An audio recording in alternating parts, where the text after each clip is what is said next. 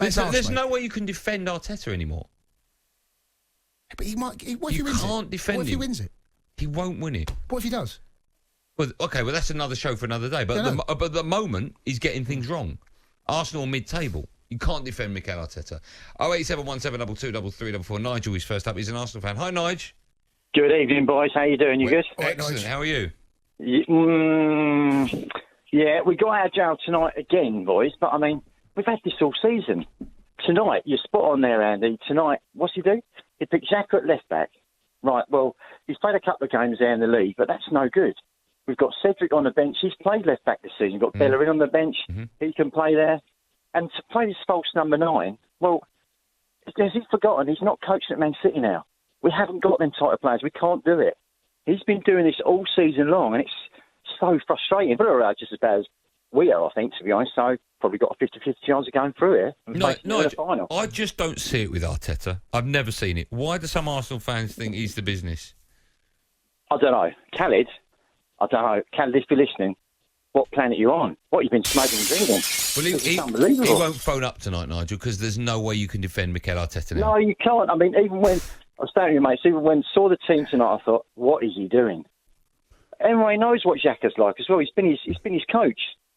At left back, Nigel, if you've got a seriously pretty good winger. If you finish the season without a trophy in mid-table, he's got to go, isn't he, Arteta? Oh, God, yeah, definitely. Definitely. I mean, he's lucky in a way, Andy, that there's been no supporters at the Emirates this year because some of them performances have been absolutely dire. And I know all he comes out with is, well, yeah, I'll take full responsibility. That's not good enough. 10th place is not good enough. I know that some of the players are not good enough, but some of his tactics in changing the team left, right and centre, even when some of the players have been playing decent, like Pepe's been playing half decent, he doesn't play in the next game. No. Well, I mean, for God's sake, play the guy. I think what he's trying to do is emulate what Pep Guardiola does with, playing that false number 9. But I don't think tactically he knows what he's doing, and he hasn't got the players to play like that either. Exactly. That's the main thing, Andy, that he hasn't got the players. Now, I'd love Gundogan or De Bruyne or these sort of players. We haven't got them. So for Martinelli, who's a good young player, but not playing him tonight, that's ridiculous. Yeah. Oh, do you think there's a problem? This season. It's not acceptable. Do you think there's a problem between Martinelli and Mikel Arteta or not?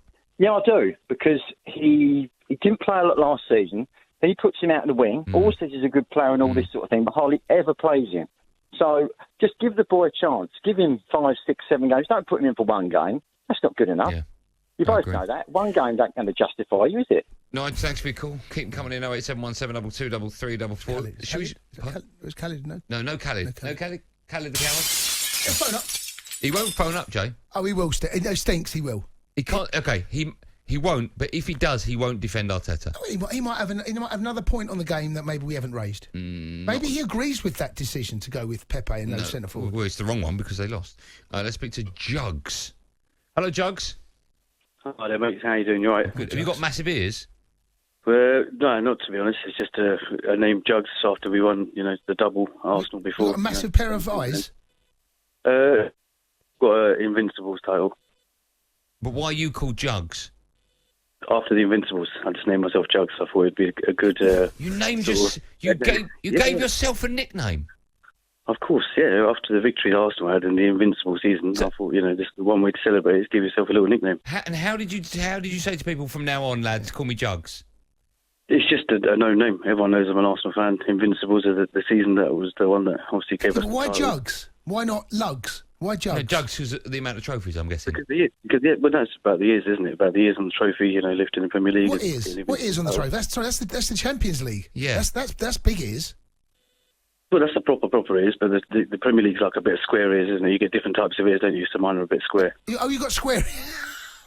You do have different types of ears. I can't argue with that. You've got square ears. Yeah. I've never heard anyone that's given themselves a nickname. What nickname would you give yourself? I can't tell you on national radio. No, the real reason is that's just a nickname from my full name. Oh, right. That's all it is. Yeah, but I just wanted to kind of say a bit funny and it worked. But the word Jugs is not connected to your name. Your name's like Dave Juggalino, is it?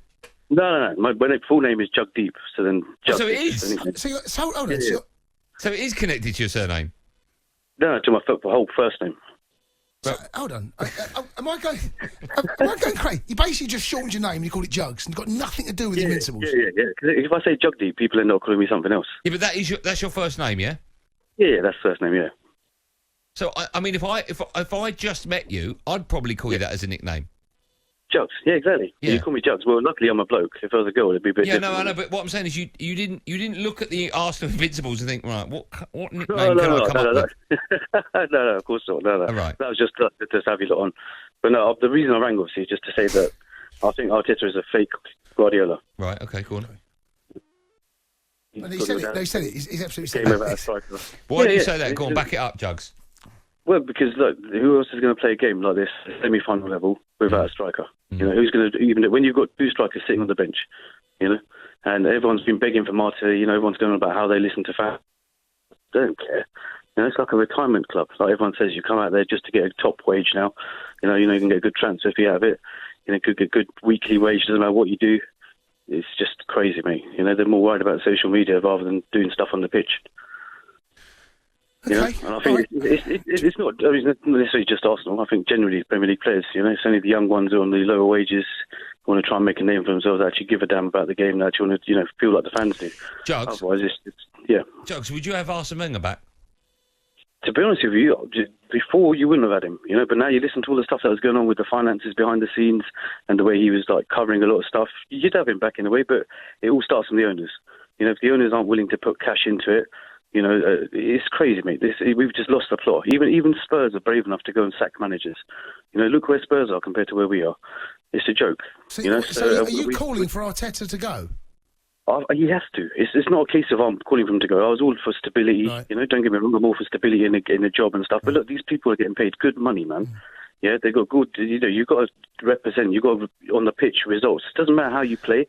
You know, it's all good having all this attractive football and the methodology to your football, like people in Arsenal to play football. If you ask about other teams, you wouldn't know what style of play they've got, some of them.